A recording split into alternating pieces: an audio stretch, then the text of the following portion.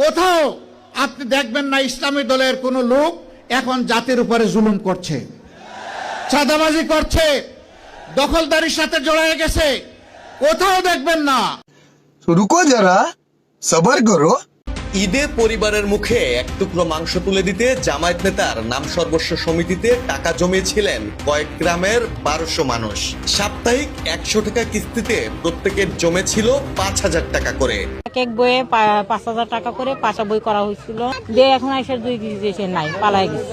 জামায়াত নেতার প্রতারণার খবরে উত্তেজনা ছড়িয়ে পড়ে গোটা এলাকায়। পরিস্থিতি সামাল দিতে ঘটনাস্থল পরিদর্শন করে পুলিশ।